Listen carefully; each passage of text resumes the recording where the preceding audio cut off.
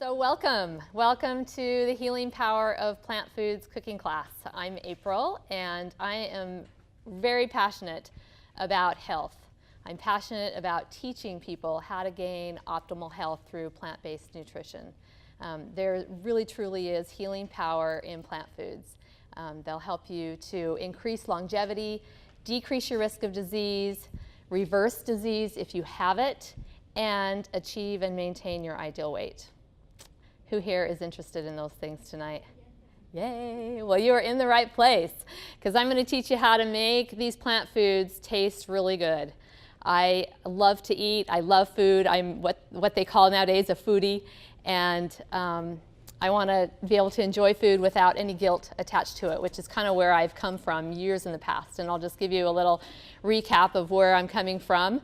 I grew up in a standard American family with a standard American diet, and I've watched all my family members get the standard American diseases: heart disease, diabetes. Both my parents died of cancer.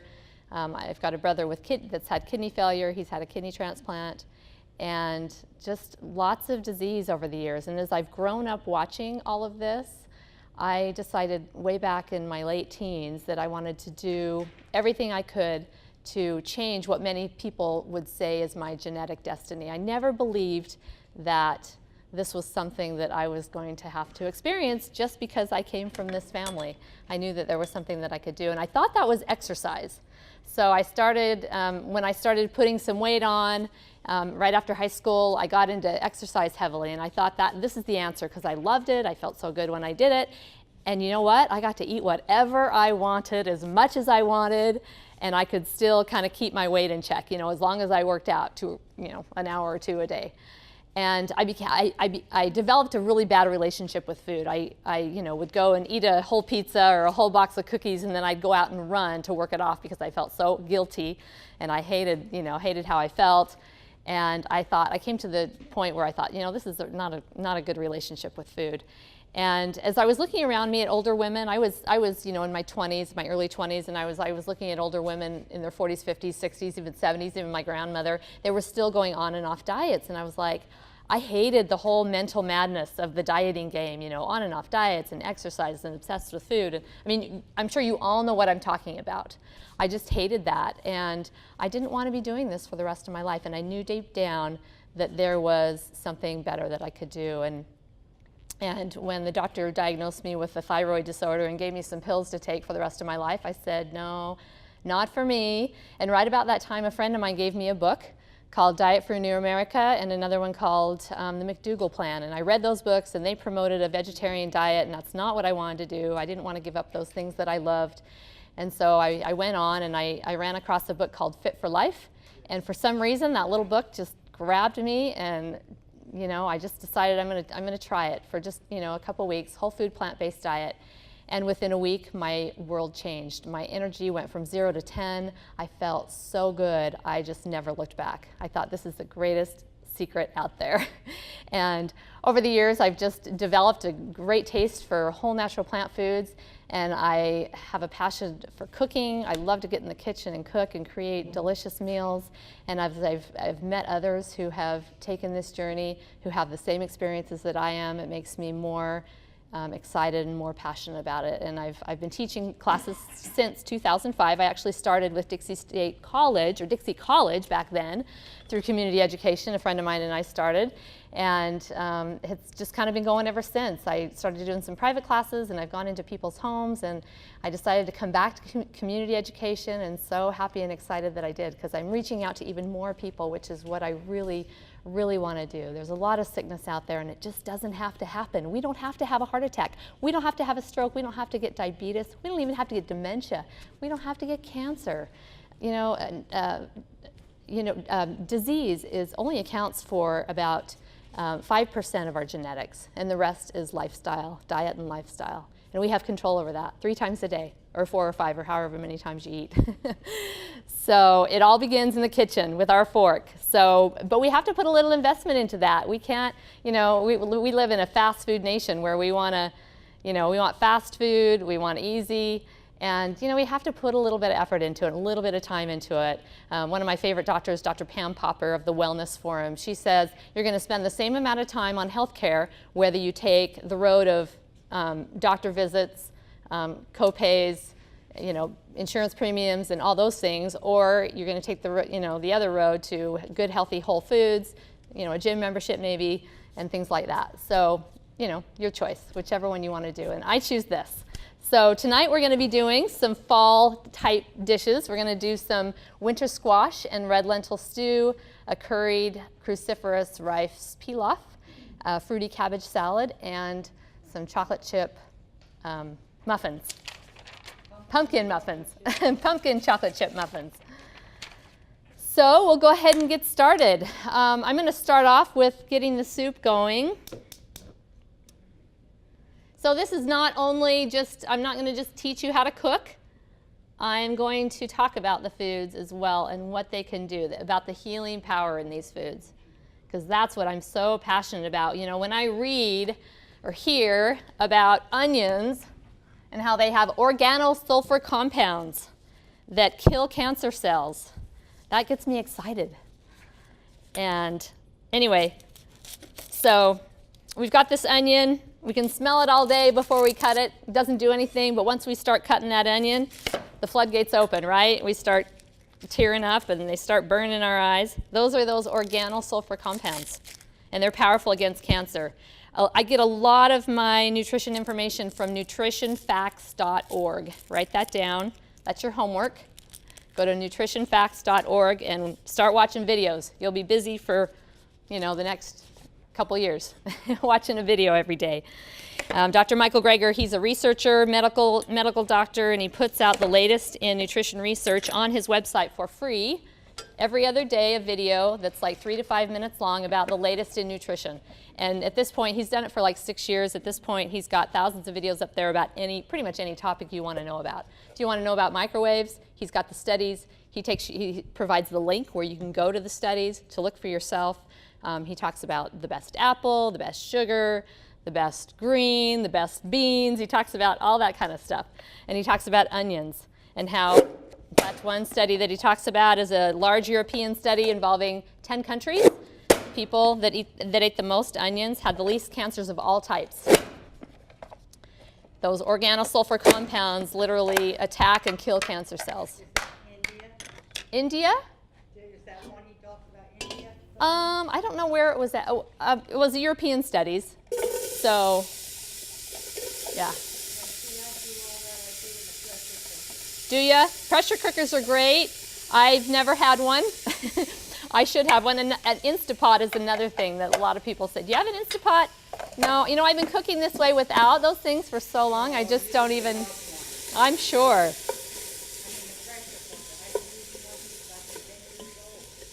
Okay, so in my pot here, I have got nothing. No oil, no broth, no water, nothing. I don't use any oil at all. That doesn't mean I don't use avocado, nuts, and seeds. I don't use any oil. Oil is 120 calories of pure 100% fat. Olive oil has saturated fat, like 28% saturated fat. When we eat oils, free oils is what they're referred to like that. There is nothing to stop those oils from getting absorbed improperly into your body, into your fat cells, basically. They know right where to go.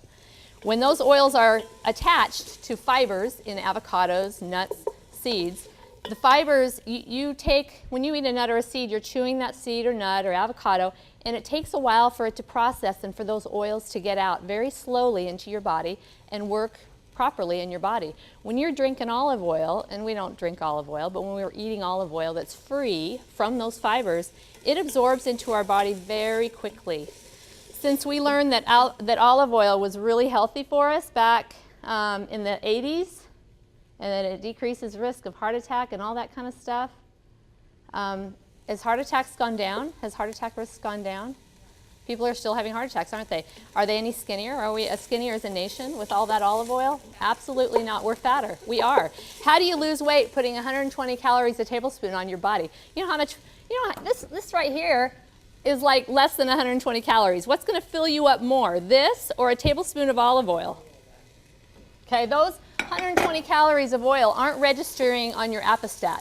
So it's not filling you up at all. If you were to take a tablespoon of olive oil before your dinner and then have a tablespoon of a 120 calorie apple before your next dinner, you're going to eat the same amount of calories with the olive oil, but you're going to eat less calories with the apple. You know what I'm saying?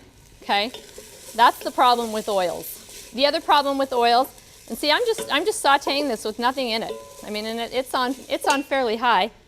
I think it's on high.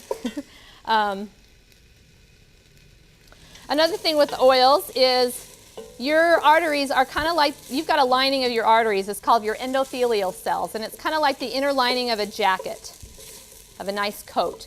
And those cells produce nitric oxide. That nitric oxide keeps your arteries flexible, elasticity in your arteries, so that they can dilate. And when you pour olive oil on, that greatly inhibits that whole process. Those cells produce nitric oxide, and that's what keeps your arteries like Teflon. Yes?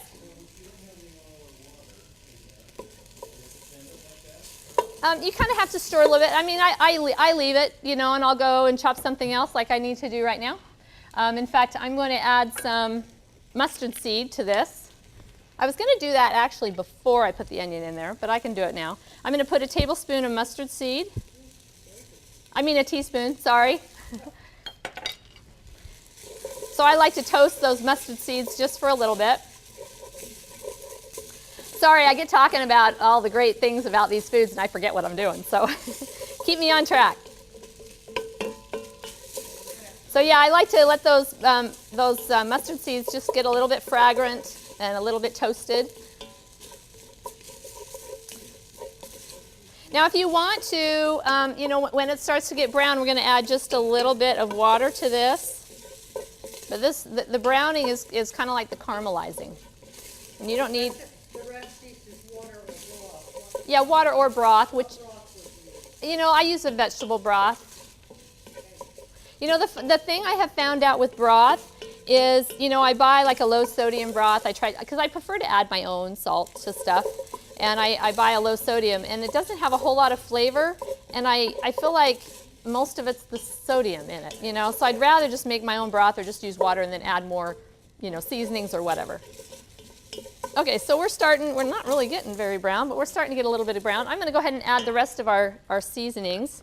And we've got some, let's see, what do we have in there? We've got turmeric, cumin, And ginger, I think a little bit of cinnamon. So I'm just going to put that in there with still no water. I'm just going to kind of toast that just a little bit real quick. Starts smelling so good. And then I'm going to add some water.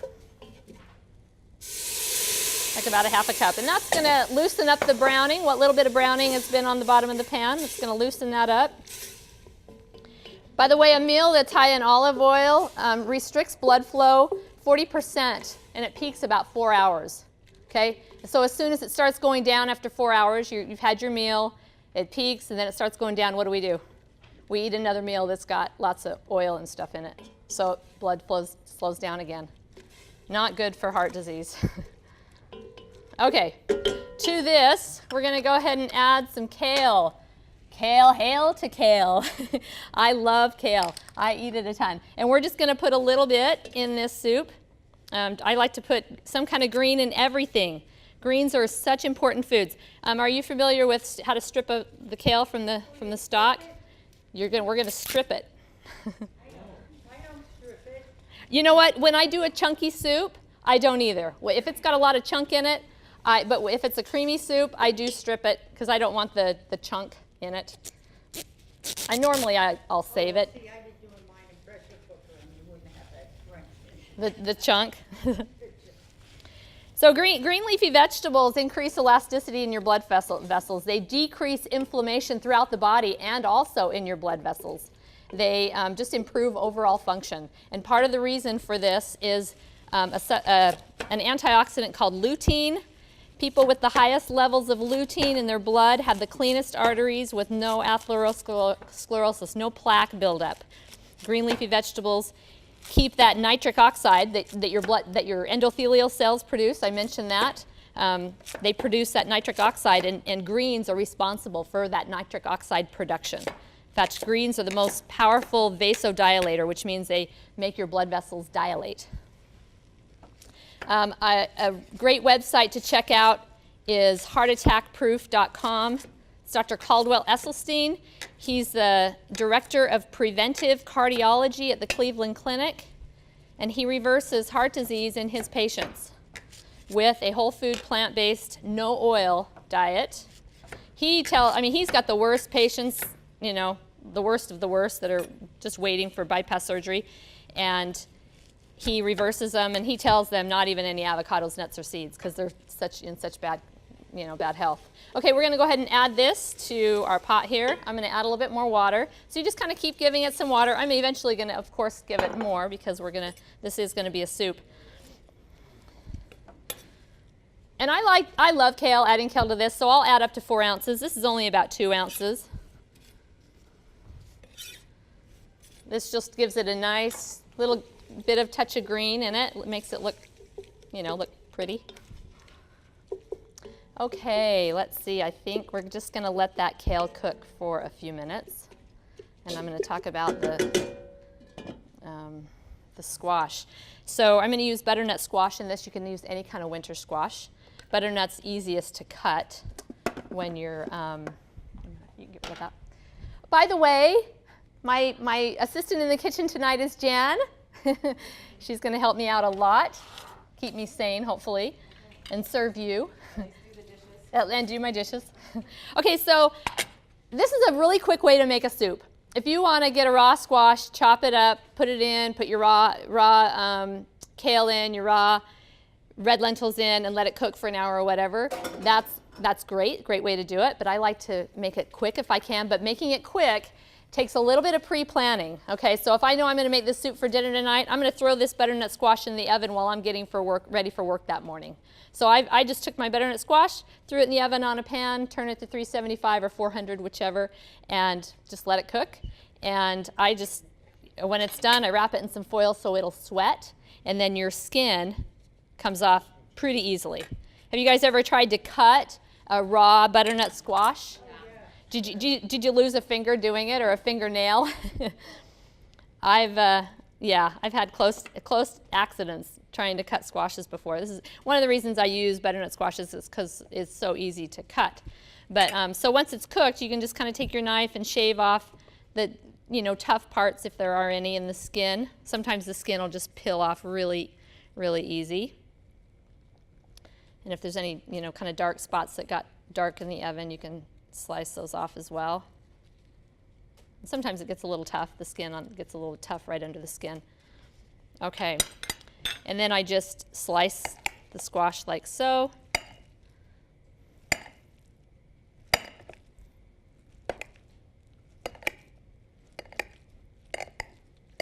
you wrap it in foil, do you put it in the refrigerator? You can, or you can. I've left it out before. Yeah, and that way it sweats. And then you just kind of chop it up. It's a little bit messy, but you can wear gloves or just have fun with food and feel it in your fingers. And of course, the bright color in the squash, the beta carotene, such a great antioxidant. And by the way, antioxidants mean anti-aging. Antioxidants mean anti-inflammatory. If you have any pain, any joint, arthritis type of stuff, you want to eat anti-inflammatory foods, and antioxidants equal anti-inflammatory.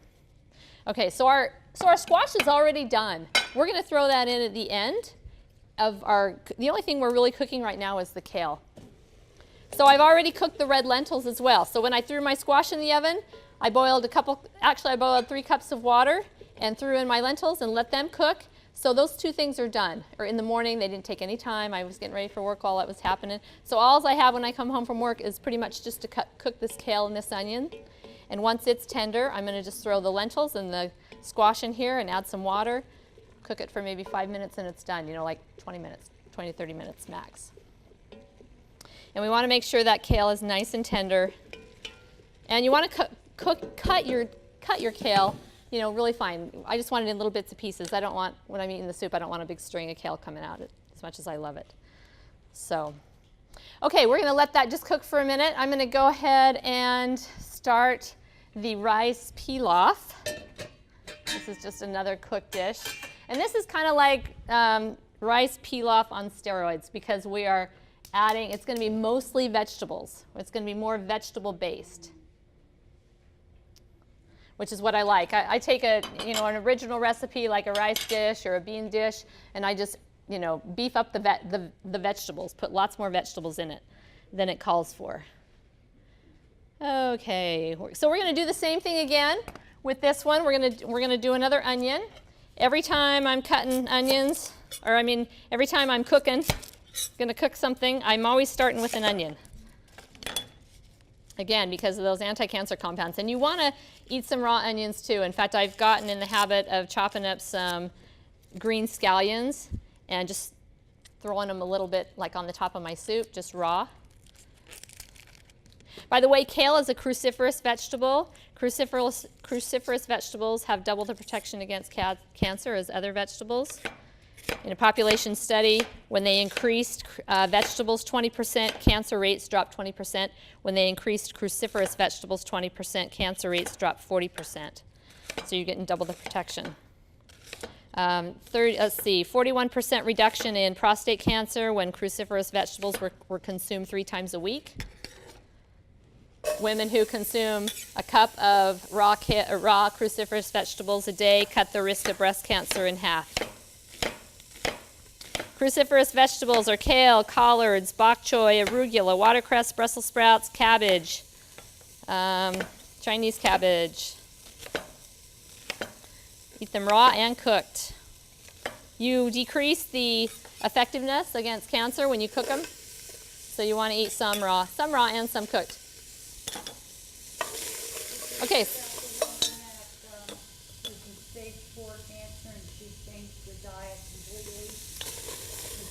Doesn't surprise me. I hear about that all the time. In fact, if you're interested in that type of thing, Chris Beat Cancer. Have you heard of Chris? ChrisBeatCancer.com. He cured his own cancer, and now he's like coaching other people to do the same. And he's got YouTube videos where he interviews all these people who reversed their cancers. And he's very. Have you heard of Green Smoothie Girl? She's very popular. It's actually her brother. Okay, so we're doing the same thing with this. Just going to saute those onions, and I'll let them go while we jump over here to the kale. And I'm going to have just a little pinch of a taste to see if it's tender. Except I got a stalk there. I better get just a leaf.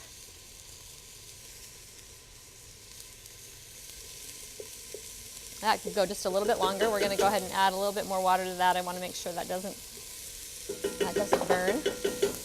By the way, greens have 25 to 50% protein. They have folate. We want to get folate, not folic acid in supplement. Folic acid in supplement increases risk of liver cancer. We want to get folate from green vegetables. Foliage, that's where the name comes from. They're also high in calcium. Where does the cow get her calcium if she doesn't drink milk? Greens. The cow does not drink milk. So why do we think we're going to get calcium by drinking milk of a cow? Actually, we are going to get calcium because cow's milk is high in calcium. But it's also high in hormones. It's high in antibiotic residue if the cow's milk is not organic. It's high in all sorts of growth hormones.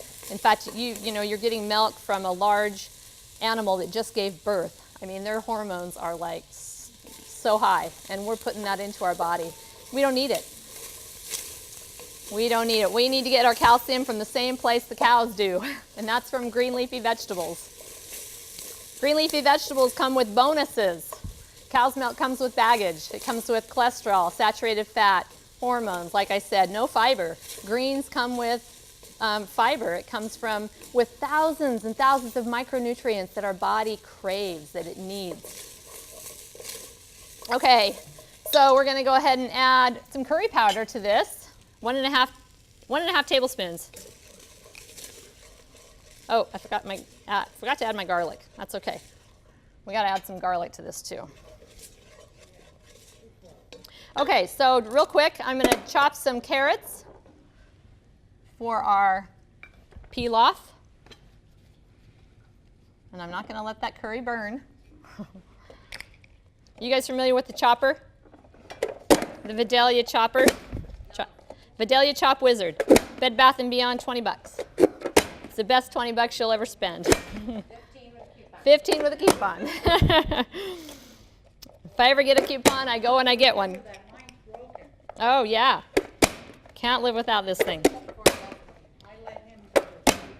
Yeah, I've let my husband too, and he's stronger than me. You can take it back if you have the credit card that you bought it with. I've taken it back and they've replaced it. I'll just get a new one. Yeah, these little tabs on the side will break sometimes. But, you know, mine, I don't know. I've had really good luck with mine.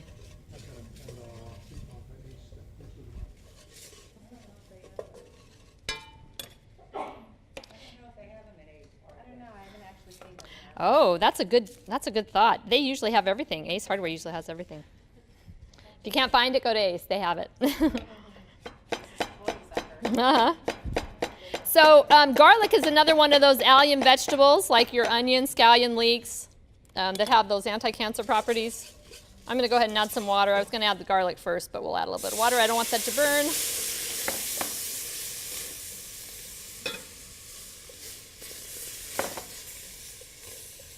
And garlic was the number one cancer protector with all the allium vegetables. All your leeks, scallions, onions, the garlic's the most powerful. So I want to get onion or garlic in every day. And also, what we want to do every day, a little bit more of that, is mushrooms. Women who eat one button mushroom. How many women in this room could eat one of those a day? You're going to cut your risk of breast cancer by 64%. One of these a day. Now you can. If you don't like them, learn to like them. Put them in your Vidalia Chop Wizard and chop them up really small. In fact, this is the large blade. You can get one that's a quarter of that size. So you can chop them up really fine, and you don't even know it's there. Now, when you buy those, how do you wash yours? I just wash them in water.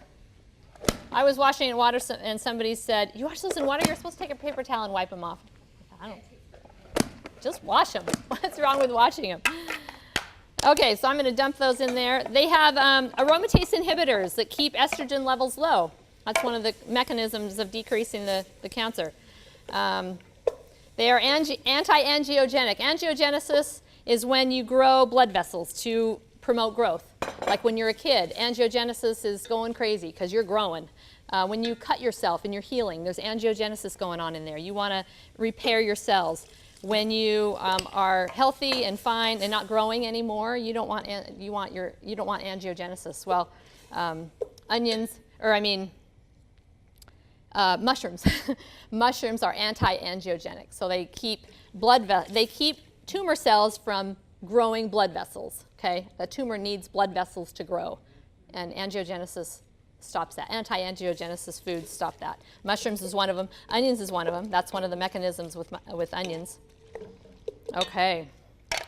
Now we got our carrots in there, and now we're going to add. Well, we're going to just leave it at that for now for a second, and we're going to jump over here to our soup and add some more water because we're out of water, and then I think we're done with our greens here. Oh yes, please. So the less water you have in your soup, the quicker those vegetables are going to cook. So if you're cooking a soup, you want to use a small amount of water, and then you can add at the end. Okay. Thank you. Okay. What's that? So it cooks quicker. I'm all about quick. I mean, if I've got an hour to let a soup simmer, like on Saturday or Sunday, if I want to let a soup simmer for an hour, I'll throw in everything raw and just let it cook, or in my crock pot. But if I'm coming home from work and want it quick, I want to be able to whip up a soup quick, I need to teach you how to use the pressure cooker, because if you want it quick. Yeah. You know how much time this would be done? I'd throw everything in and it would be finished in 15 minutes. Really? You should have your own cooking show. Okay, so I'm going to add the butternut squash to this. And I don't measure this. I just get it's about 4 cups.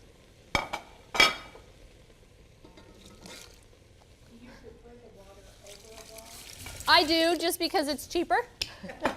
And I don't have to go buy it. You know, I can make a soup and, you know.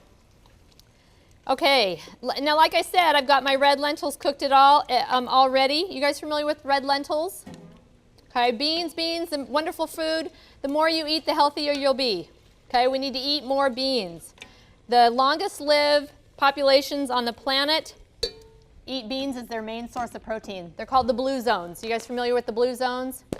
Okinawa, Japan is one. Sardinia, Italy is one. I'm going to add cauliflower, the chopped cauliflower. By the way, I chopped the cauliflower and the broccoli that I'm going to be using in this chopper right here. Sardinia, Italy, Okinawa, Japan, Loma Linda, California, vegetarians, Loma Linda, Seventh-day Adventists. Icaria, Greece. They all have the same diet style. It's a plant-based diet, at least 90% plant-based diet. And their main source of protein is beans. Okay? We want to get beans every day. They're high in fiber, low in fat, great source of protein. They have fiber they have resistant starch, which is a type of fiber that resists digestion in the small intestine. It moves into the large intestine, feeds your gut bacteria. Well, it changes to butyrate, an amino acid. Feeds your gut bacteria. We want a good microbiome. We hear a lot about the microbiome, and you know, we want to take probiotics and all this stuff. Well, if we take probiotics and get that bacteria down in there, we got to make sure we're feeding the probiotics. We don't want them to starve, the poor little guys. We got to feed them beans. It's their favorite food. Fiber is their favorite food. Okay, back over to our soup. You guys keeping track? I'm like bouncing back and forth here. So we're going to go ahead and add our lentils. And these are cooked. I cook them in 3 cups of water until they're really soft, and they have still just a little bit of texture, but they're pretty soft. I like a nice creamy soup. Ooh, oh, that's really hot.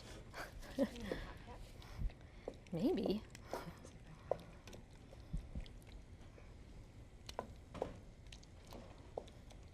Okay, we're going to add some more water to that because that's not a soup. That's more like mush. There we go. See, we can just thin it down. Get those vegetables cooked and then thin it down.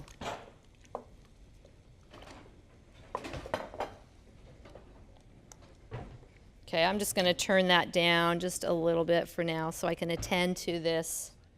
Okay, thank you. So we can attend to the rice dish here. Ooh.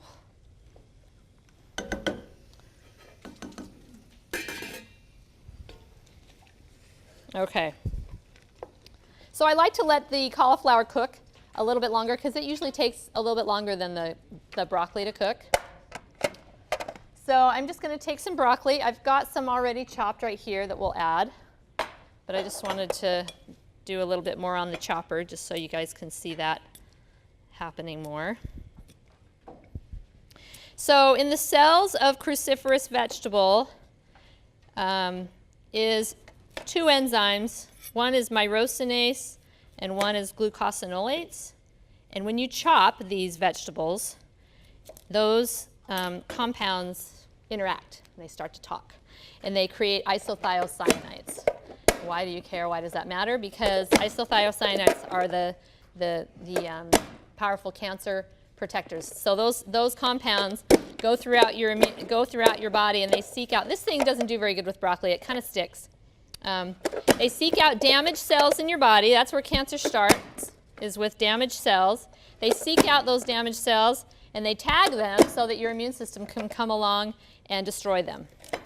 I mean, that's just, not that you're going to remember what an isothiocyanate is, but that's just a little bit of just information about what these foods will do. I mean, they actually, it's like they have a mind. They can go through and they seek out these damaged cells in your body and they get rid of the problem.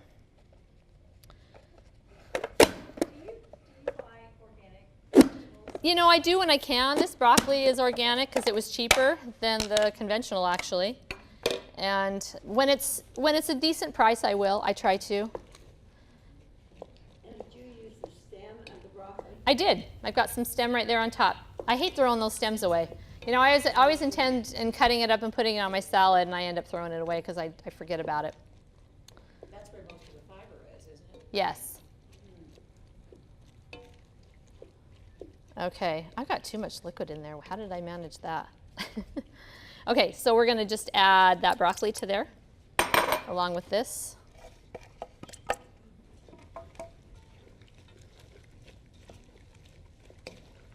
Okay, here, I'll have you take that, and we'll probably take that. I'm not going to use that stock.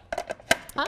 Do you use peppers, like bell peppers for flavor? I prefer to keep bell peppers raw because they're a really delicate vegetable that you lose a lot when you cook it. Speaking of cooking and losing nutrients, Dr. Michael Greger with nutritionfacts.org.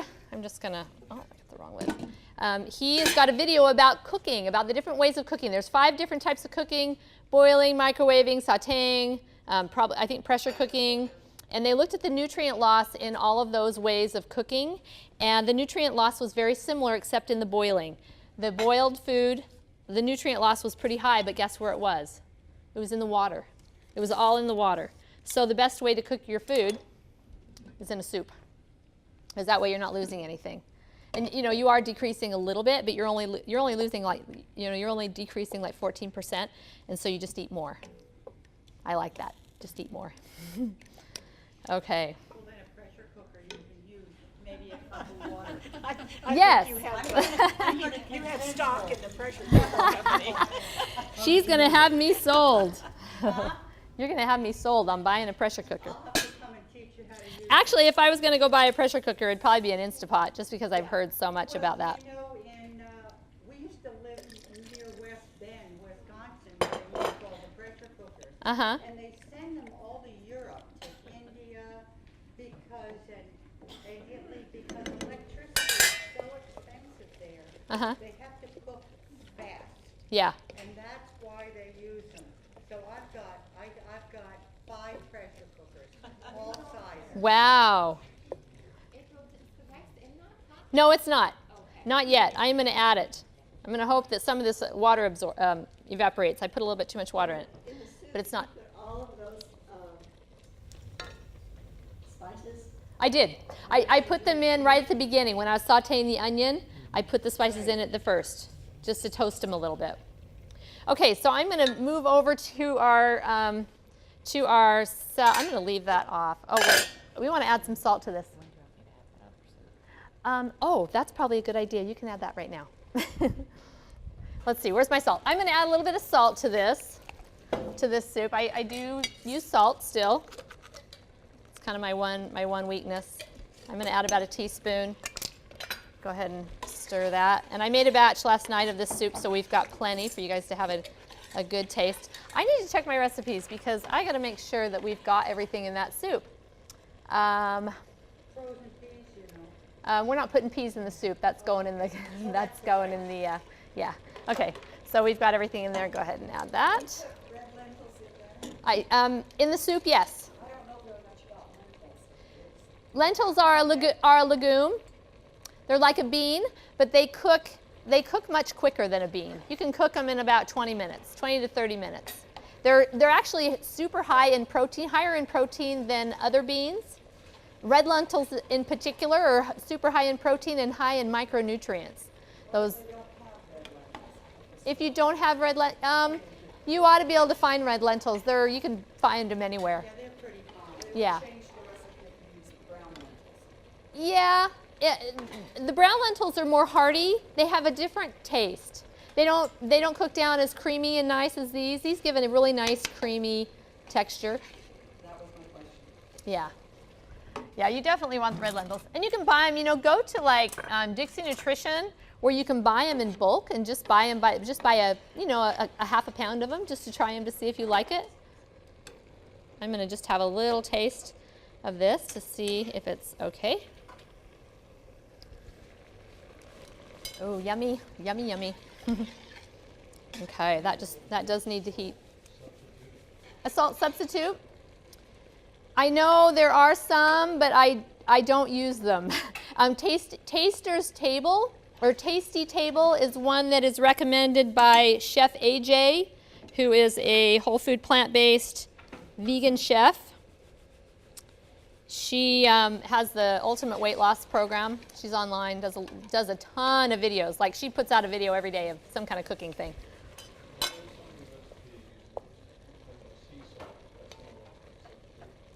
Sea salt is better than other salt, than just like your iodized salt, you know, Morton salt that you buy at the store, because it's not bleached.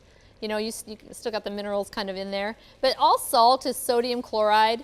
It all, you know, will raise your blood pressure if you've eaten too much. It depletes calcium from your bones if you're eating too much sodium. So there is some downside to, you know, too much salt. But you got to have a little bit. I feel like my justification for eating salt, because we have to justify the things we like, right? You know, we live in a pretty hot climate. And, you know, I listen to kind of the whole gamut of nutrition doctors, and some say, I know Dr. Pam Popper says she gets people in her clinic all the time that are very low in sodium, and so she puts them on salt because they haven't been eating salt. So, okay, I'm going to turn this down a little bit. All right, I'm going to move over to my cabbage salad. That soup is going to be possibly ready to serve, Dan, maybe.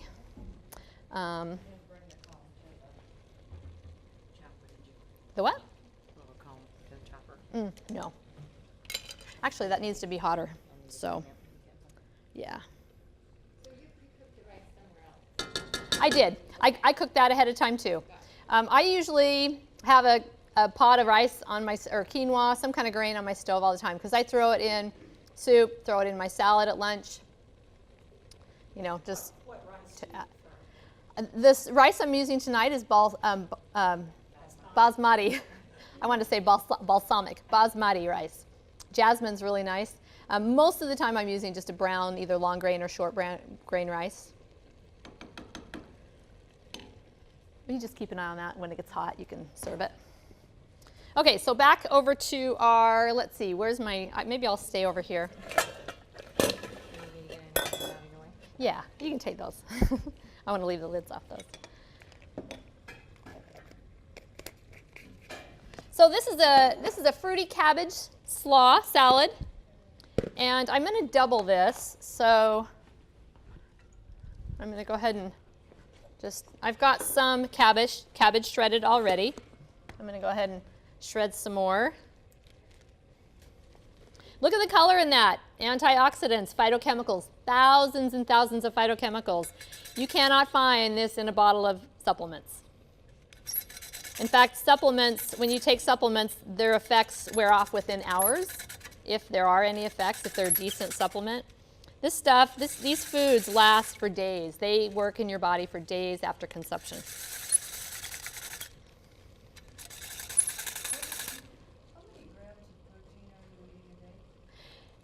You know, what's recommended is about 25 to 30 grams, which is about like right around 10%.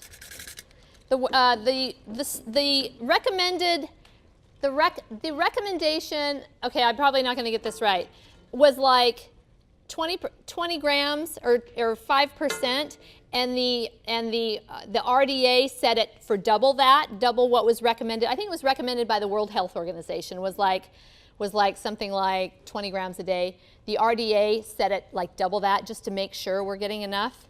And Americans are getting like double that because we're so obsessed with protein. We don't need to be obsessed with protein. Again, where does the cow get its protein? If it's so high in protein, if cows and pigs and chickens are so high in protein, where do they get their protein? They're not eating any meat. None of those animals are eating meat. So, and I'm not here to preach vegetarianism. I'm here to preach these foods. These foods are so healthy, you got to get as many in as you can. Whether or not you eat meat or eat eggs or whatever, I don't care. I want you to eat lots of cabbage. I want you to eat lots of kale, you know, broccoli, beans, onions. I want you to eat, you know, I want you to get your G-bombs. Dr. Joel Fuhrman, he's got an acronym for the healthiest foods on the planet. It's G-bombs: greens, beans, onions, mushrooms, berries, and seeds. Get those in every day and you'll greatly reduce your disease risk. What's that? What kind of grater is that? It is a Salad Master grater. I had a party and I got a free grater. And I swear I've had this thing I got it before I was married, 25 years, and I've never changed the blades. I use it all the time. Great little tool. Okay. Yeah, I've got a handout on G-bombs. Greens, beans, onions, mushrooms, berries, seeds. Okay, we're going to do some carrots as well. A couple carrots.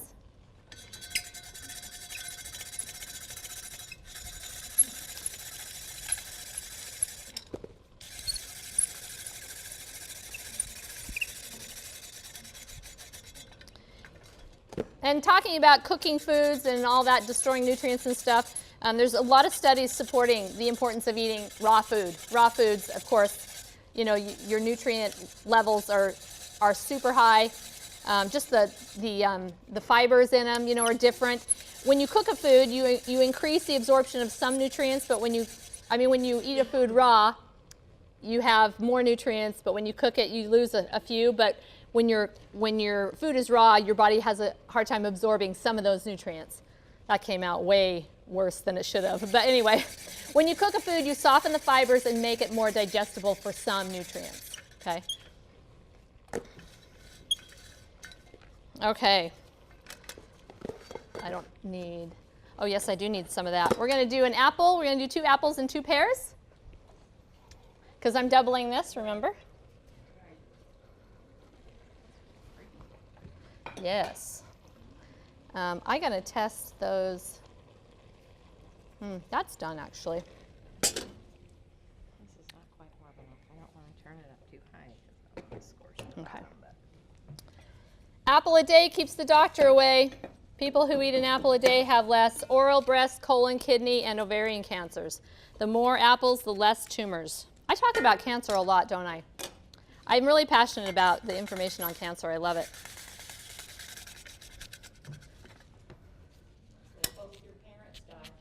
That's probably why. That's probably why. They're up there going, come on, April, preach it. Let's see. Oh, the skin. Most of those antioxidants are in the skin. You know, when you cut open an apple and set it down on the counter, what happens to it after a few minutes? It starts to turn brown. It's because the flesh doesn't have those antioxidants. In fact, the skin has 10 times more antioxidant than the flesh.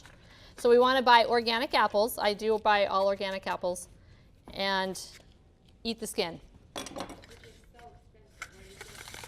I get them at these are from the farmer's market, from a guy from Salt Lake. And then I get them at Costco too. But mainly, I try to load up at the farmer's market while I can. And I bought a case of these. These are, I don't know what kind they are. They were just kind of a different brand. The farmer's market, Ancestor Square. Yeah, there's a guy that comes down from northern Utah somewhere. Santa Quinn, I think. And he had some really good apples and peaches and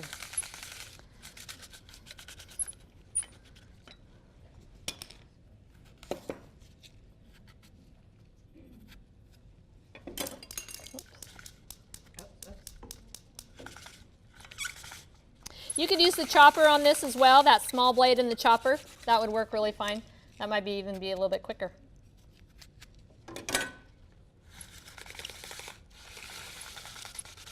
And then we're going to go with the pear.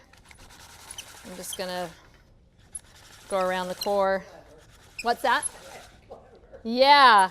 I'm like, okay, enough of that coring stuff.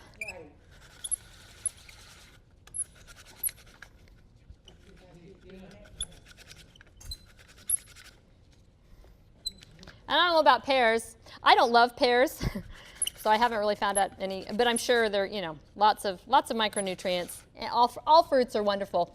Kids that eat fruit have less cancer, less adult cancers. And what kid doesn't love fruit, right? Okay. So on this fruit, we're going to keep it from turning brown, although we really don't need to because we're going to put some dressing on it that's a little bit brown. But I'm going to put a little bit of lemon juice. Lemon juice is an antioxidant. That's why it keeps the apple from turning brown.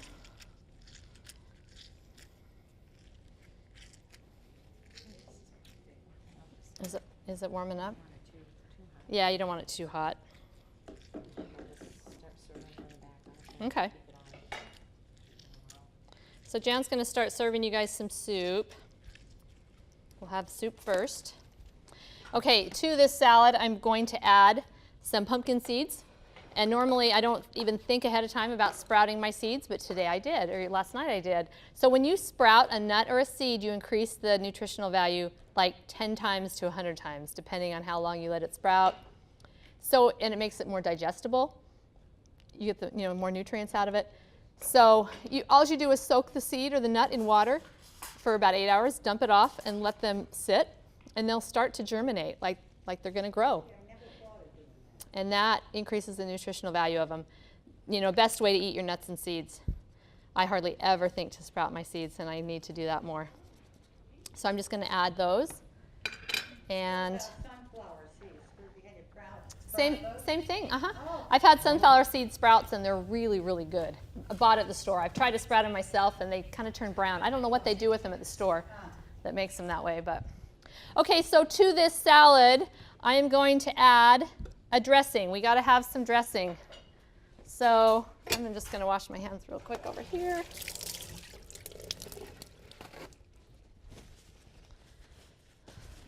Why didn't you throw the pears away? Why didn't I throw them away? What did I do with them? I just set them back there. I'll probably cut some of the, I don't want to waste. There's still some stuff on there, so I don't want to waste it. Okay, so I'm just going to add the peas to the pilaf while I'm thinking about it. Okay, that's looking really good.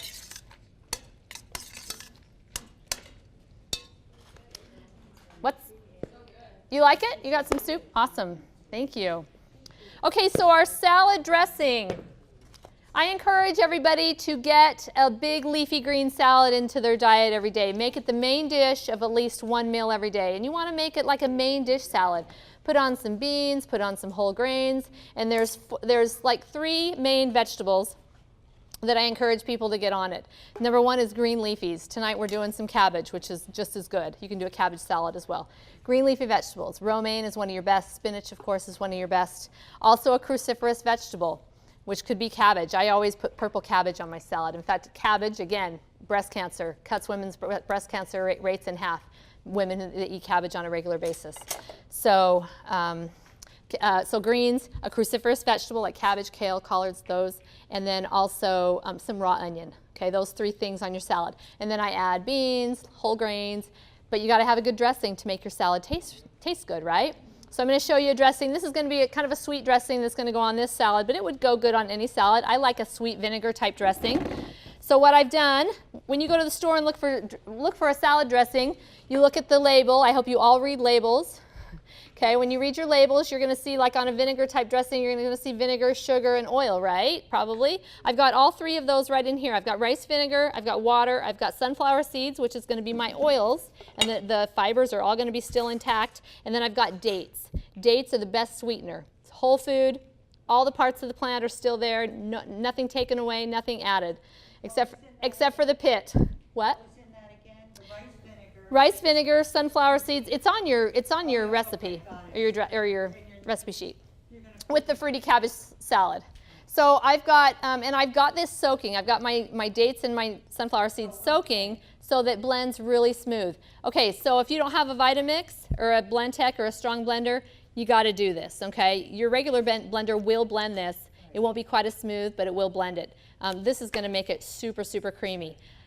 These blenders are like a major appliance. I encourage everybody to start saving their pennies and get one if you're going to cook with whole foods because it's expensive. But this is a major appliance. I use it more than any other appliance in my kitchen, more than my washer and dryer, my dishwasher, pretty much my stove. I use it all the time, 3 times a day. Smoothie for breakfast, salad dressings for lunch, and a soup or a sauce of some sort for dinner. So I'm just going to dump that in there. And the beauty of the fibers in the dates and the seeds is going to thicken this dressing. Yes? How long do you soak the dates? 4 hours is sufficient. I usually do them overnight. I mean, if I know I'm going to need a salad the next day for lunch, I'll soak them ahead of time. And then I'm going to add some seasoning to this. I'm going to add a little bit of cinnamon. This is for this salad. So I'm going to add some cinnamon and nutmeg, I believe, is in that. And then I'm going to add, let's see. I have to take a peek at my recipe because I don't make this salad very often.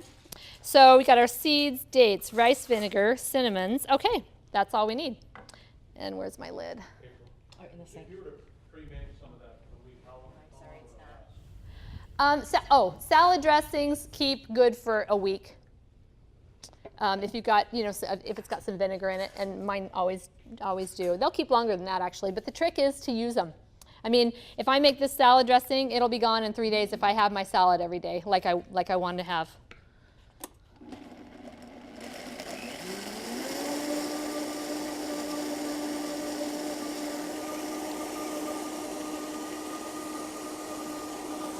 Get rid of these gloves, get some new ones.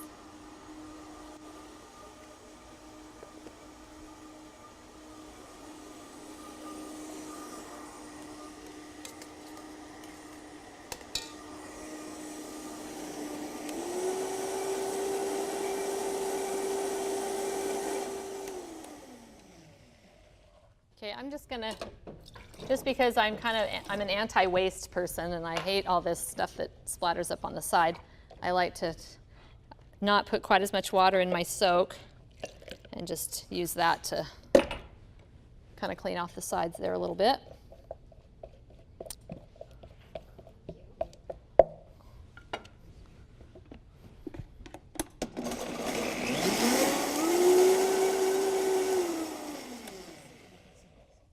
Okay. How's the soup?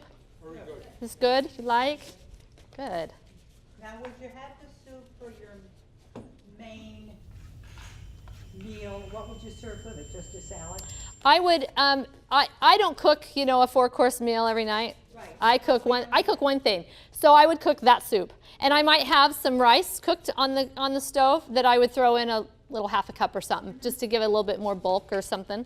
And then again, this pilaf that I did, this would be it. This would be all I had. It's got my greens, onions, mushrooms, peas, beans, lentils. Peas count as beans.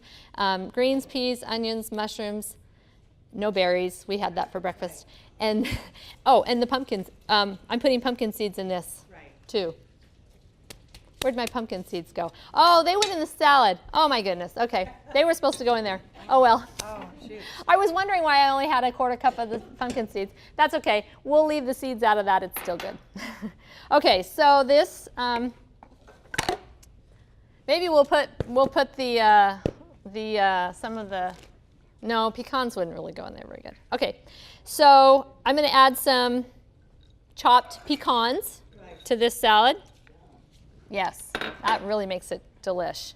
You're going to put cranberries around or raisins? That's a great idea, and I am. It's on the recipe. Thank you for bringing that to my attention. Okay, so I'm going to add about a cup, and I'm just going to put this whole container in there because, again, we doubled this recipe. And these cranberries are pretty big and plump. I probably should have chopped those up a little bit. I need a large spoon. So I am just going to add this dressing, and I made some ahead of time. There was one here I was using for something. I can't remember. Oh, here. You want to rinse that off for me? I did. The cinnamon is in the salad dressing. Yeah. So I'm just going to go ahead and add this dressing. Now this dressing has been sitting for a little bit, and you can see how thick it is. You can make like a Cool Whip, like whipping cream for your whole food plant-based pumpkin pie with no sugar, no dairy, no bad stuff, that you can eat the whole thing in one sitting and it won't hurt you. Just kidding. That's November class, pumpkin pie. Just a little plug for November class. So I'm just going to stir this dressing right in here.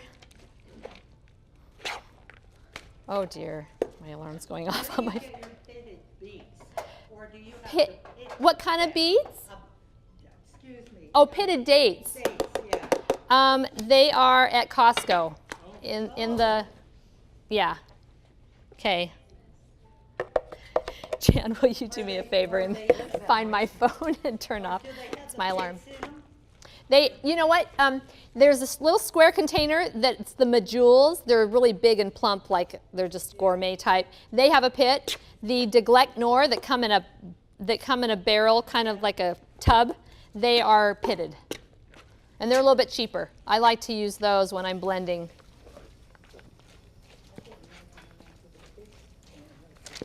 Let's go ahead and I'm going to stir in, I'm going to leave that salad for a second and stir in the rice to our pilaf. This is just cooked ahead of time basmati rice.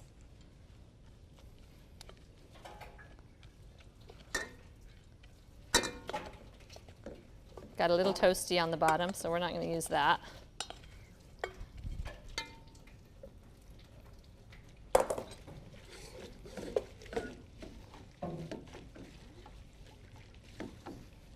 So I think I already said, usually your rice pilaf, it's rice with a few little vegetables in it. This is vegetables with a little bit of rice.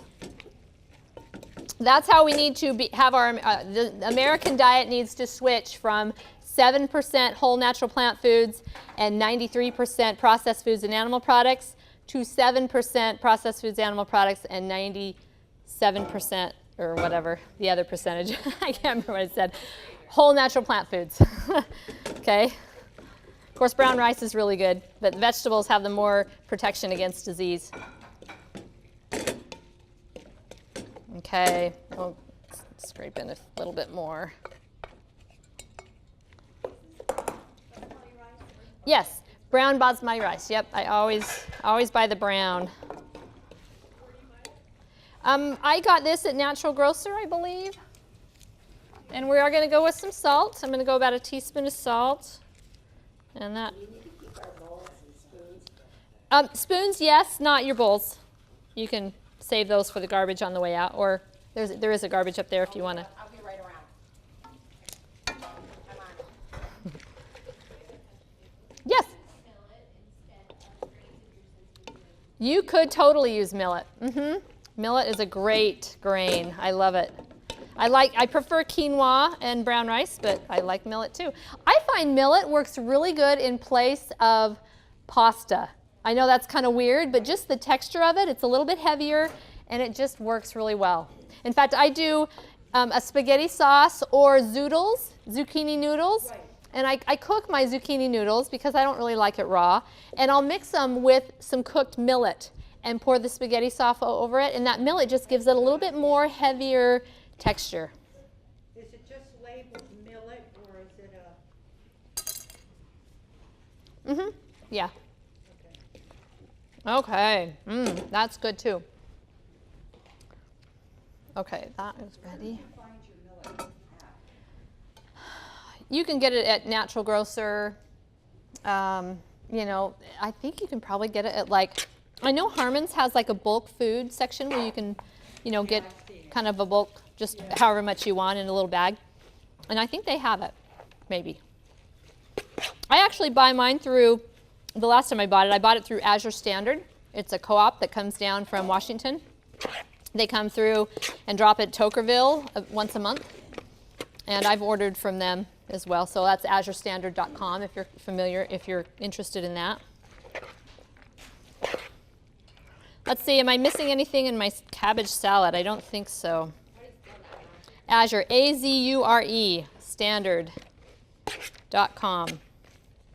They order on Mondays and once a month on a Monday, and then they deliver. I believe it's like the following Tuesday. You can get, thank you.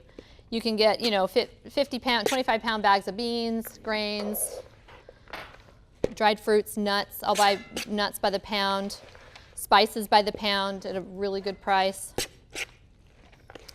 This is kind of like dessert, you guys, this salad. It's sweet and delicious. Yeah, it looks good.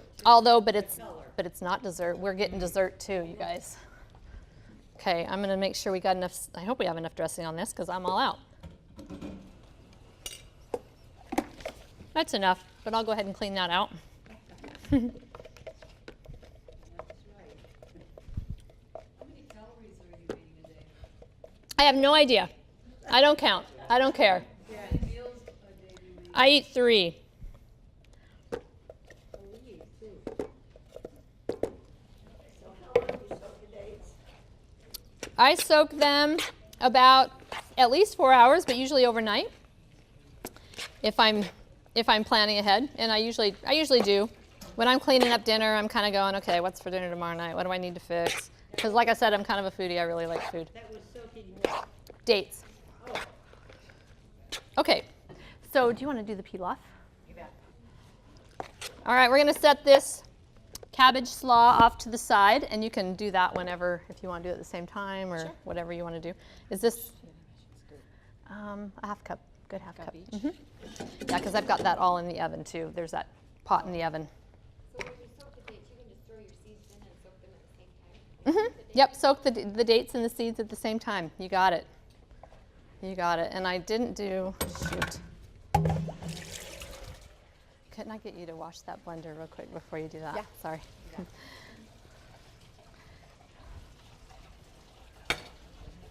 So I firmly believe that a good, healthy diet can include dessert, but it's got to be made with the most wholesome ingredients. It's got to be made with whole foods and, you know, minimal sugars, processed sugar. I don't use any sugars.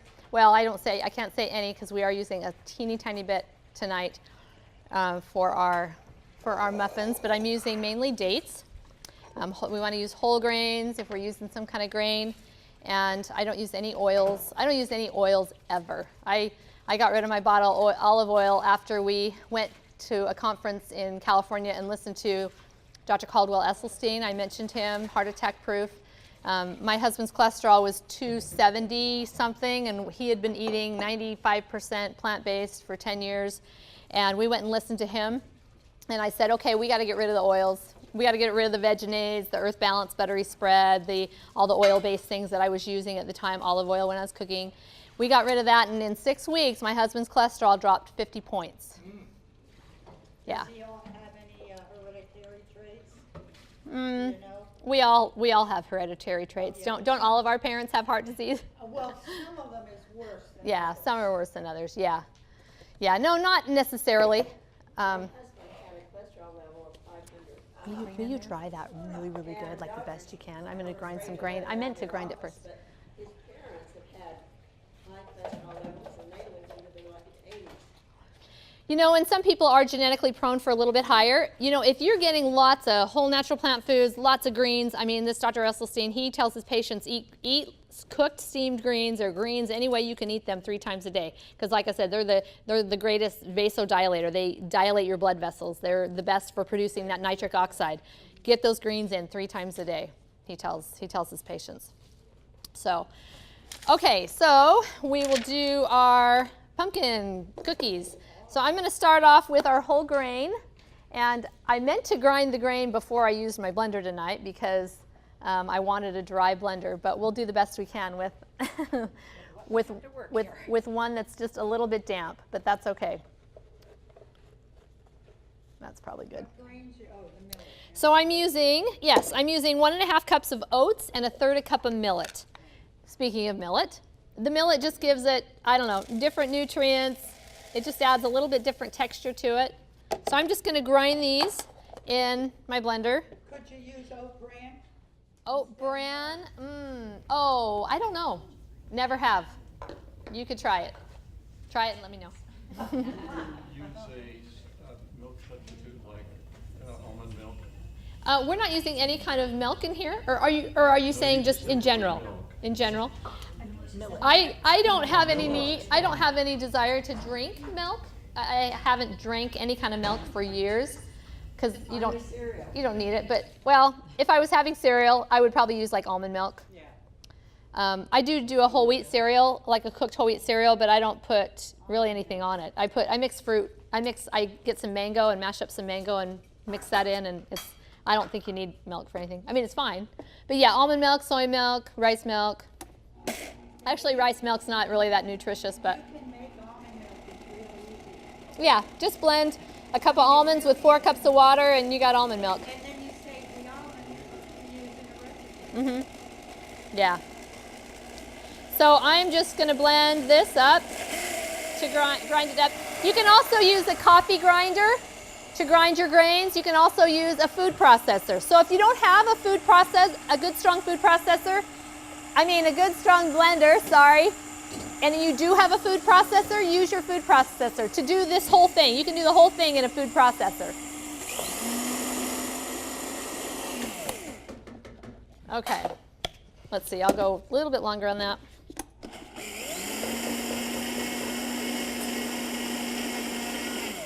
As you know, oats are really good for lowering cholesterol. Speaking of cholesterol, they're also really good for the gut. They're good for feeding your gut bacteria. Is that better than oat flour from natural grocers? You could buy oat flour. That would work. I mean, you're just basically grinding this into a flour. I think it's cheaper to buy just rolled oats and grind it yourself. I go the economical way as much as I can. Okay, so here's our dry ingredients, and then we're going to add our flours. Then we're going to add some seasonings. We're going to add some cinnamon and some, let's see, cinnamon, ginger, baking powder, baking soda right here. Right. And I need a fork to stir. Just going to stir that all in there.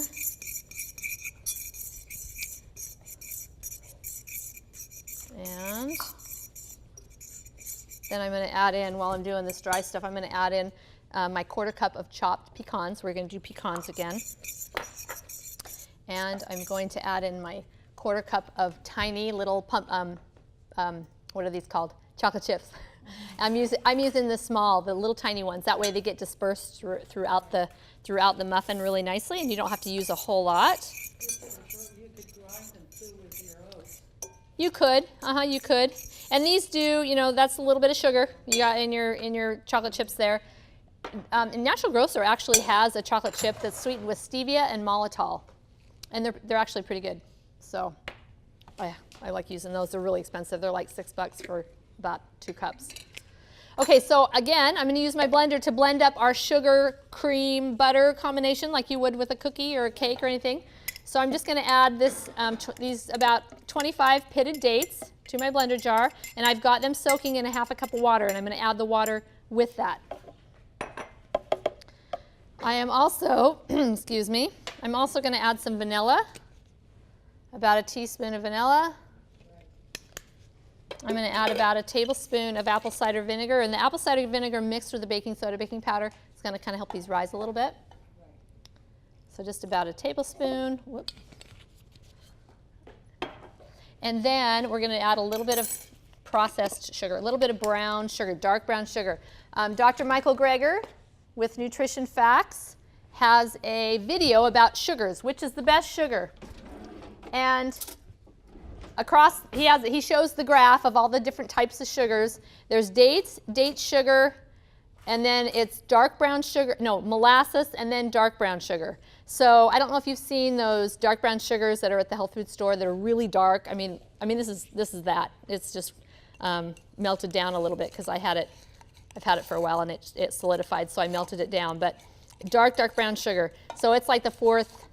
There's some nutritional value to it. Honey actually was way down on the bottom nutritionally, which I think honey is beneficial for some things, and I use it occasionally.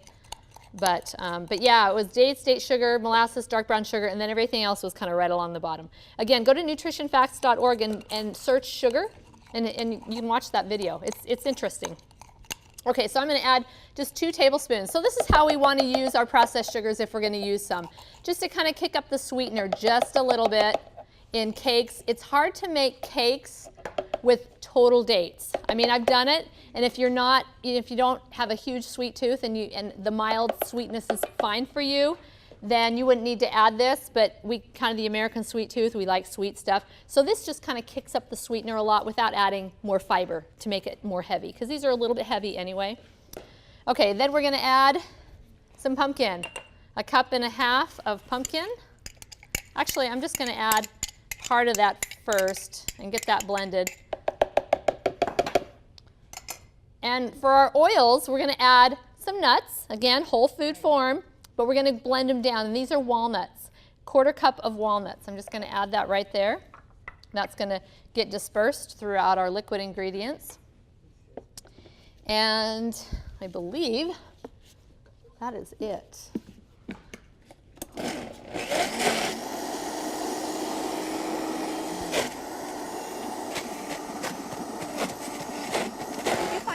pilaf in the oven?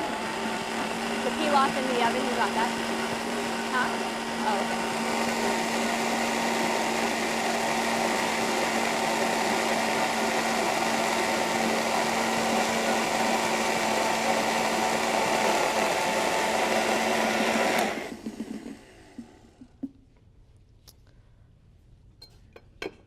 All right, then we'll go ahead and add the rest of our pumpkins. Sometimes it's a little bit easier to blend those dates down. It's easier to have not quite so much because this is a lot of volume for the blender to do.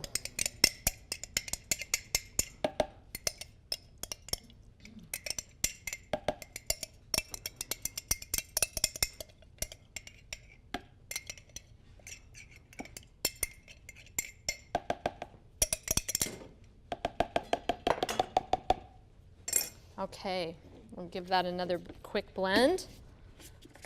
Let's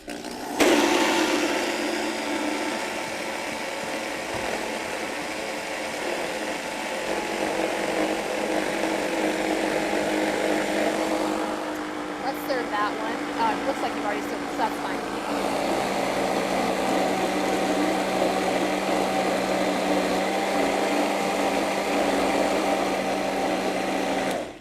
Okay. And again, you can do all of this, put all of this in a food processor, do your grains first, then put in your dates and your water and all that in a food processor and process it.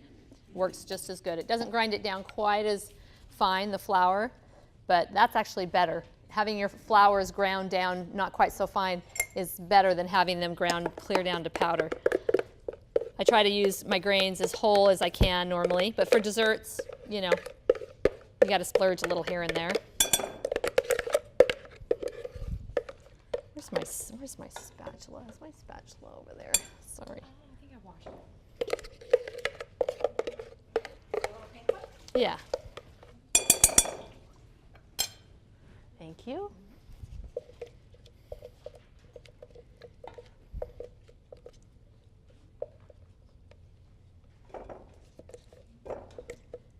So I have a rule with my desserts. Again, I always use pretty much all whole foods, the occasional processed sugar, and that's pretty much about it. But they're still high fat, they're still high calorie, and they're still very addicting for me. And so if you're like me, you don't make a batch of these muffins unless you have a lot of friends to share them with, because they call me all day and all night. Yeah, when we have leftovers and family stuff, I bring them to Jan because I'm like, I can't have these in my house. Of course, they usually get eaten. My grandkids really like the homemade stuff, although they really like the bought stuff as well, unfortunately. Can that cabbage salad stay pre-dressed for a couple of days? Or will it get soggy? For a day, it'd be fine, but it will get kind of soggy. Okay, so our cookie dough, that's looking like muffin dough, right? Like normal muffin dough. So the muffins that I have for you guys tonight are the mini muffins, but I'm going to just put these in a regular muffin tin.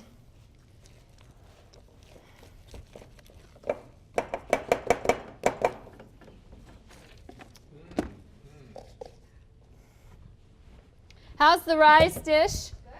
Good. Salad? Good. You don't have any yet? Hang tight. It's in her pressure cooker. It's in my, oh yeah. It's in her pressure cooker. Just saying.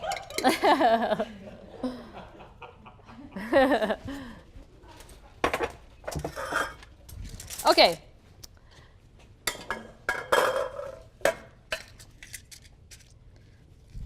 So I'm going to just take my cookie scoop here and just plop those in there. Using a cookie scoop makes them look really nice and, you know, the top's really round. Or ice cream scoop. This is probably more of an ice cream scoop. And why did you say you try to keep the grains as full as possible? Yeah, when you grind a grain, you increase the surface area so much that it absorbs into your bloodstream very quickly, raising your blood sugar. So like whole wheat flour, the glycemic index, if you're familiar with that idea, is almost the same as white flour. because it's grind down so fine. But you take a whole wheat berry and cook it and eat it like that. You're chewing it, takes you a few minutes to chew, digest. I mean, it hardly raises your blood sugar at all. So it's just better, easier on your whole system. Brenda Davis, she's a registered dietitian that I kind of follow. She's got the whole grain hierarchy. And she tells you, the best way to eat your grains is sprouted grains, sprouted wheat berries. Just sprouting them for a day increases the nutritional value, increases digestibility. And then after that is cut grains, like your steel cut oats, cracked wheat berries, that kind of thing. And then your rolled oats or your rolled, wheat or whatever. And then after that is, what is the other one? There's one in between that and flours. And then there's your puffed grains like popcorn or rice cakes. She says everybody thinks rice cakes are so great, but when you puff them like that at a high temperature and high pressure, I mean, you can put a rice cake in your mouth and even popcorn in your mouth and it'll kind of dissolve. It digests very quickly, so it'll raise blood sugar as well. So it's not necessarily that healthy of a food. I mean, it's fine if you want to eat it, but your whole intact grains are the best. Okay, let's see. I've got enough for one more muffin. So we're gonna. You can. I do sometimes. Oh, that's okay. You can put one in a cup probably if you want.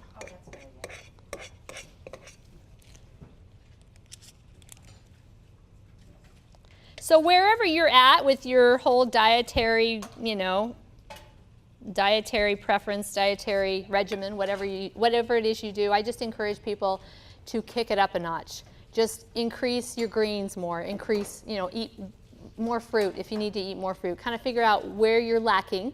Do I need to eat more beans? Again, I like to go back to Dr. Furman's G-bombs, greens, beans, onions, mushrooms, berries, and seeds. That's kind of in my head. If I got those today, yep. Got those today. I pretty much get those every day. Dr. Michael Greger with nutritionfacts.org, he also has it like a daily dozen list.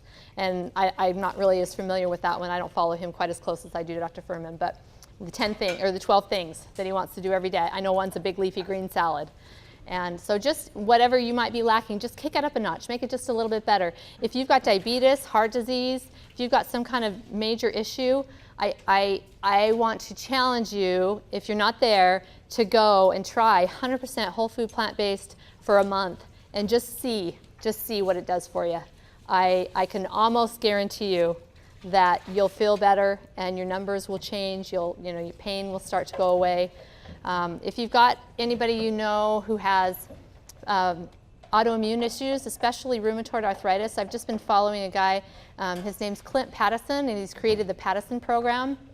Amazing results with his program in rheumatoid arthritis. I mean, these people cut back on their medicine within a week of doing his program. So that's just another resource for you. Anyway, I've got a website, healthforlifecooking.com. The 4 is a number 4. It's on your recipe sheet, actually. And on my front page, I've got a whole list. In fact, one thing I'd like you to do is go there and go to the link that says Why No Oil. And click on that and watch the 4 or 5 minute video from Dr. Caldwell Esselstyn. There's also one from Dr. Furman talking about oils and why they're not healthy for you. And then underneath that, I've got a lot of podcasts, a lot of YouTube videos of my favorite nutrition experts. They're all medical doctors, just talking about different aspects of a plant-based diet and the benefits of it. And again, I don't like people to go home from my classes and go home to their family and say, April said that I need to start doing this, or April said this. I don't want you to say that. I want you to say, I learned some great things tonight. I'm going to go to these resources and check them out for myself and learn for myself and know for myself that this is not true or is true. And I think you'll be more convinced of that and more motivated to make some changes if you need to. So I think we've got a cookie coming. I'm on my way. She's on her way. I'm on it. You're on it. Okay. So these are going to go in the oven at 350 degrees for, did you turn my oven off? That's okay. They'll be all right for a minute. I'll turn it back on. I totally did, I'm sorry. That's okay. Right now. Lower oven, 350, enter, start. Okay, it's almost there. So, any questions? Yes? What's your go-to recipe when you don't have a lot of time, you just gotta go eat, and then you've gotta run on to something else? Greens and beans. I'm telling you, I love that combination. Of course, I'm really weird. I love kale. I can get a bunch of kale, chop it up and steam it like with some onion and throw in a cup of beans, cup of rice, and a little bit of salt or seasoning of some sort. In fact, my favorite recipe is kale and black bean tacos. I think it's on my website. I've got quite a few recipes on my website. I'm trying to build that more and more all the time. But it's basically just kale. I've been adding onion and garlic, but my original recipe was just steamed kale. And you mix in chili powder, cumin, some oregano, some Mexican seasonings, and then I throw in some black beans, and then this is the magic. I take an avocado, and I mash it up, and I stir it into the kale. And it makes this creamy taco filling that is amazing, I'm telling you. And I swear, any kind of combination of greens and beans, or even greens and grains, like kale with rice mixed into it and seasoned a little bit, is just so good. I just love that combination. The beans or the rice, or even both of them together, just make the greens so easy to eat, to get into your diet. So yeah, that's my go-to, is a green-based dish.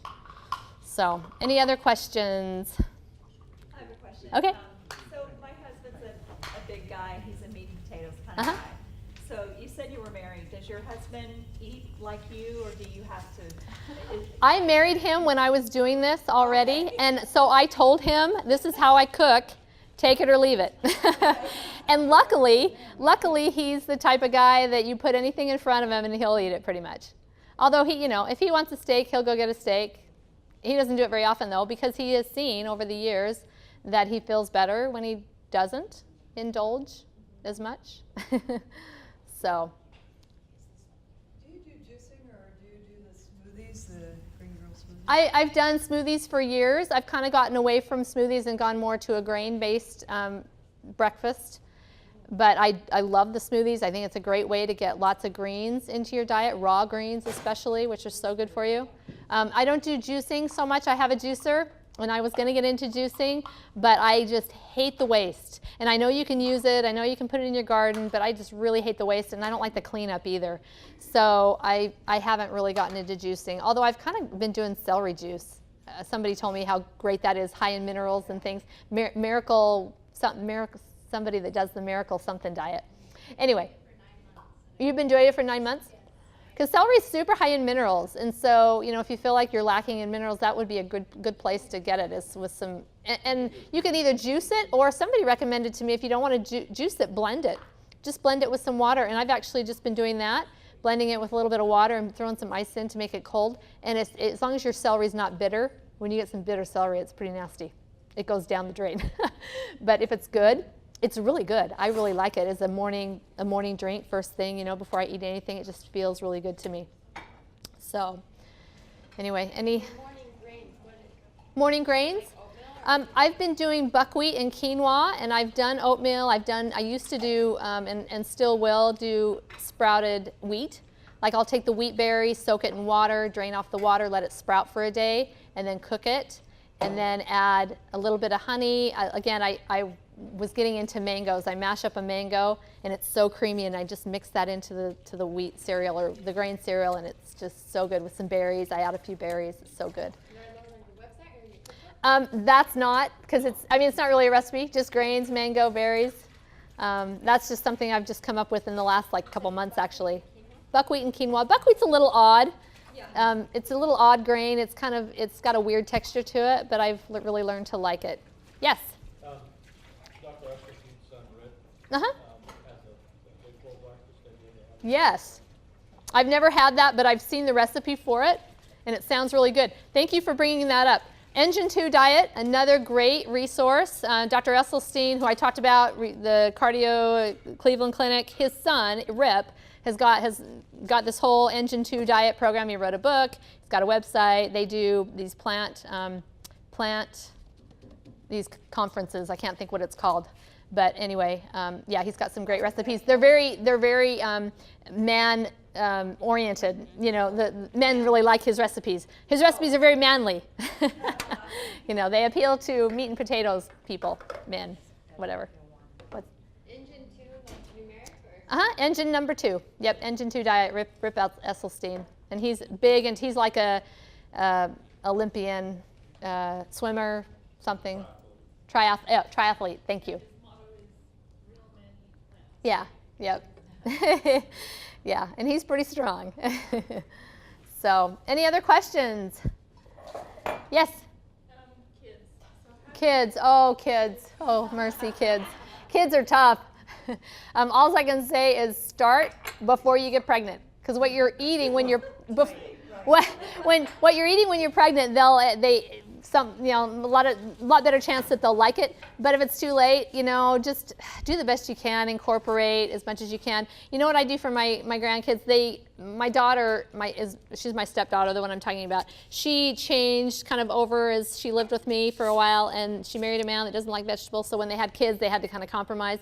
But she's tried to incorporate, and they do pretty good, actually. When I cook like an enchilada dinner, we always do Mexican food. I do my enchilada that's got broccoli and all the stuff in it, but I also do a side of refried beans, a side of quinoa, a side of rice, a side of corn, and they can roll their own burrito the way they want it, you know, and that works. So they eat a lot of Mexican food when they come to my house, because that's about all I know how to feed them. They do like the Indian stuff, though, the curry. So, but kids are tough. Just do the best you can. Green smoothies, and I think these muffins and cupcakes and things like that. Did you guys get a cupcake? How was it? Good stuff? Nice. You didn't get one? Oh. Poor Jan had a heart attack. Is it baked? Because it seems almost raw to me. Oh, does it seem? Maybe I didn't cook them long enough. They are baked. Yeah, they are baked. Sorry if they were a little raw. Super moist. Okay. Yeah, you can cook them a little longer if you want them a little bit more cooked. Be sure and grab you some handouts on the way out. There's a lot of great information on those, some resources on those. Again, go to my website. I've got lots of websites listed, lots of podcasts and YouTube stuff. That's my favorite channel, is YouTube. I learn while I'm cooking dinner every day, new stuff. Not all new. A lot of it's old, but it's exciting. So thank you for being here. Again, I'm doing another class, a holiday class in November. I'll be doing some holiday favorites, some pumpkin pie, and I'm not sure what all. So, I'll see you then. awesome.